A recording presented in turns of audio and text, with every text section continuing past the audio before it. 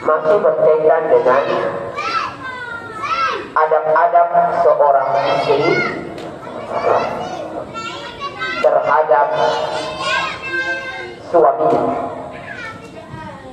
Beberapa kesalahan-kesalahan yang dilakukan oleh seorang istri dalam bentuk dia tidak beradab terhadap suaminya.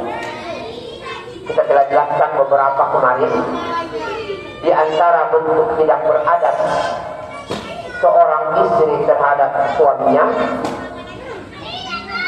dia tidak memuliakan tamu suaminya. Ketika suaminya datang, tamu suaminya datang, dia tidak memuliakan. Kita jelaskan pembahasan tersebut. Kemudian kita berikutnya, termasuk dari kurang beradab seorang istri terhadap suaminya, al-qararu fil bait wa adamul khuruj minhu illa bi idzni zawj.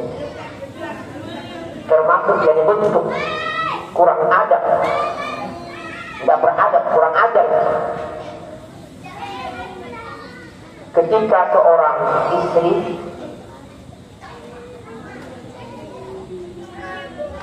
tidak banyak berdiam di rumahnya,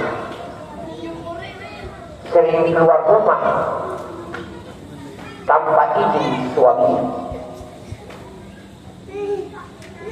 tidak bisa betah di rumah, sering mau keluyuran keluar saja. Apalagi penyakitnya wanita, di rumah seperti monyet, keluar seperti kijang. Di rumah jelek, di luar cantik. Termasuk dari kurang adab kesalahan seorang istri terhadap suaminya, jika dia tidak menghargai suaminya. Dengan ibu-ibu dikatakan tidak menghormati suami jika sering keluar rumah tanpa izin dari suaminya. Saya hormati suamimu. Tidak, kamu tidak hormati suamimu kalau kamu sering keluar rumah tanpa izin dari suamimu. Satu. Yang kedua, dengan izin, kalian tidak menghormati perjuangan suamita dalam mencari nafkah. Suamita itu keluar mencari nafkah, tujuannya kamu tetap di rumah dan itu keluar. Kalau kamu hormati suamimu ketika keluar mencari nafkah, berdiam di rumahmu, hormati. Tetesan ingat suamimu dalam mencari nafkah di luar dengan cara berdiam di rumah. Maka itu di zaman terdahulu, di ulama salaf, kalau ada seorang pemuda ingin menikah dengan seorang wanita, dia jadikan tolak ukur baik agama dan baik akhlaknya dengan dua hal. Baik agamanya, dia lihat bukan dengan pakaiannya, bukan dengan menghafal Quran, tapi dia lihat banyaknya dia berdiam di rumahnya. Karena akhlak mahkota, akhlak yang tertinggi pada wanita adalah berdiam di rumah. Itu akhlak yang tertinggi. Yang kedua, menunjukkan baiknya akhlak dan agamanya ketika dia birrul walidain, berbakti kepada kedua orang tuanya. Maka kurang adab terhadap suamita dan kurang adab terhadap perjuangan suamita dalam mencari nafkah ketika Anda tidak bisa berdiam di rumah Anda. Maka itu termasuk ya dari adab yang kita telah jelaskan, termasuk dari adab seorang wanita, ciri kesolehan seorang wanita, baik seorang wanita itu dilihat rumahnya. Sudah jelaskan kan, rumahnya. Wanita ini pembersih, lihat rumahnya. Wanita ini rantasa, lihat rumahnya. Selalu dijadikan tolak ukur itu rumah. Ya, maka itu bukan sebuah adab dan kesalahan yang besar ketika seorang wanita tidak banyak berdiam di rumahnya.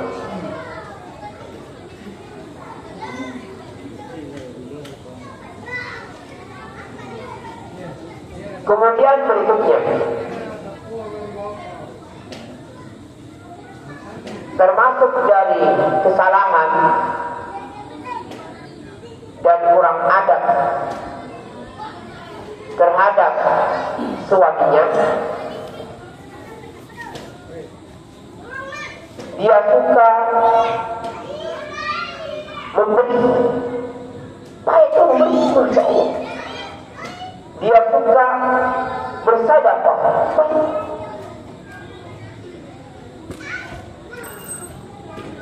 tanpa izin dari suaminya, itu adalah kesalahan, bukan kebaikan.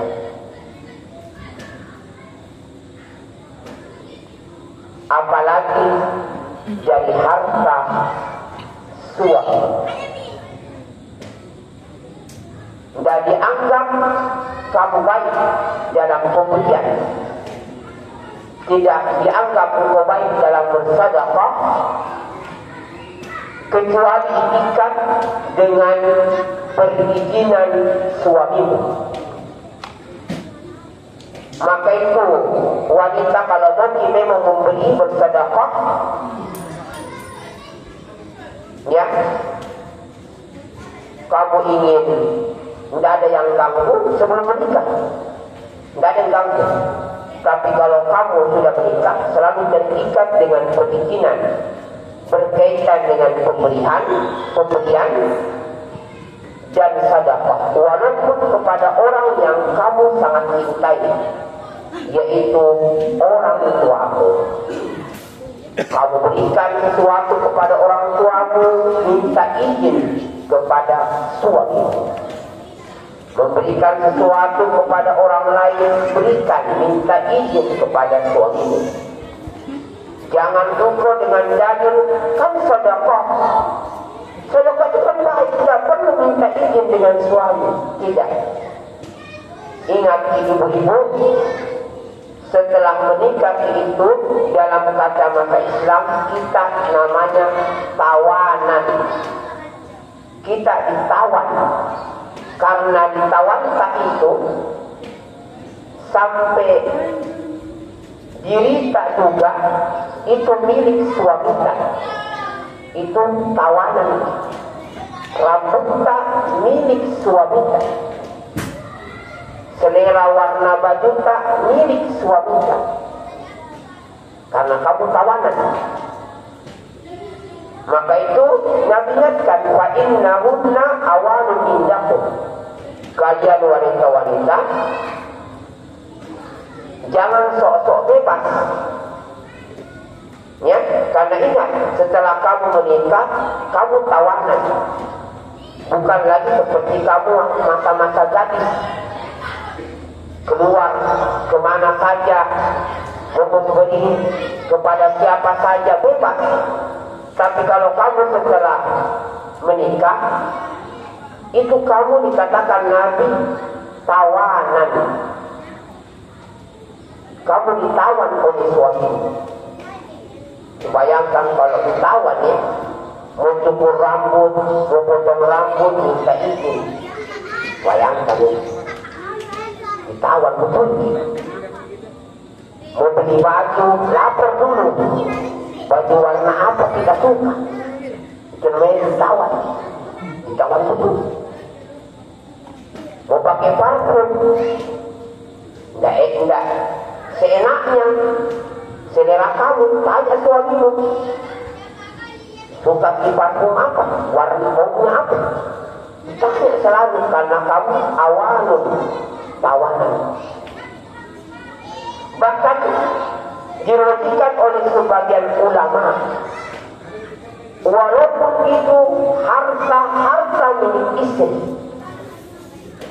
bayangkan, walaupun itu harta milik istri, uang milik istri, harta warisan dari istri, ketika engkau akan beri dan sedekahkan, tetap minta izin dengan suami. Bayangkan, walaupun harta, karena kamu tetap dinamakan awanun, tawanan. Ya. Bahkan Nabi ingatkan, suamimu itu surga dan neraka. Ingat, surga dan nerakamu. Maka itu sebagian ulama dalam kitab fikih itu membolehkan wanita tidak menikah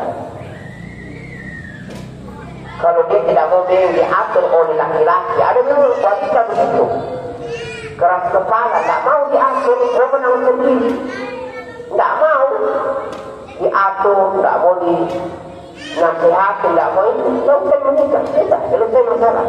Dibolehkan kalau dia tidak mau dijawab. Kalau pas kau tahu, kau diatur. Tidak boleh tidak. Bagaimanapun gelarmu, bagaimanapun cerdasnya, cerdas pintarmu, tetap kamu ditawan. Walaupun suamimu tamat TK, bahkan tidak tamat TK, tetap kamu ditawan. Bagaimanapun bodohnya. Ya, jadi ini diperhatikan para ummahat. Selalu ingat, kita adalah tawanan bagi suami kita.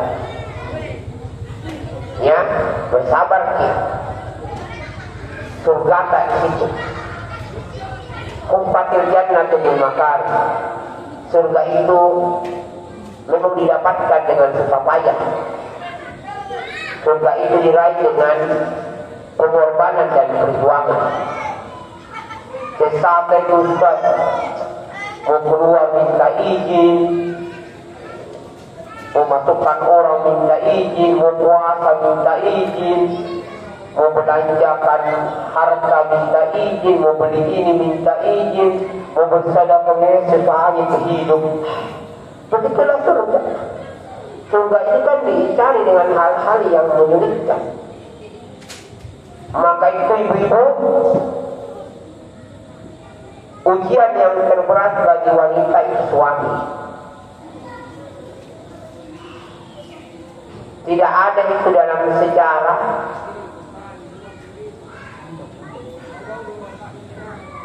wanita itu tidak diuji. Kapan dia masuk dalam rumah tangga pasti diuji dengan keberadaan suami. Suami itu ada ujian yang terberat bagi wanita. Ya, tidak ada yang kalahkan ujian suami. Maka bersabarlah, bersabar. Sampai Nabi mengancam ada 3 orang yang amalan-amalan sholatnya tidak melewati kepala mereka. Mustahil mau menembus langit. Melewati saja kepala tidak sampai, tidak bisa. Di antaranya seorang istri yang durhaka terhadap suaminya, tidak main-main. Seorang istri yang durhaka terhadap suaminya.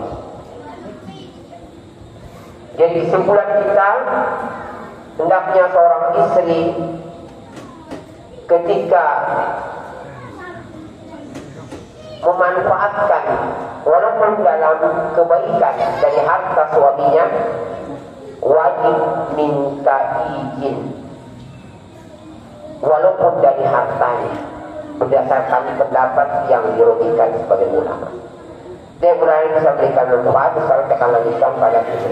Subhanakallah bihamdika, asyhadu an la ilaha illa anta, astaghfiruka wa atubu ilaik. Wassalamualaikum warahmatullahi wabarakatuh.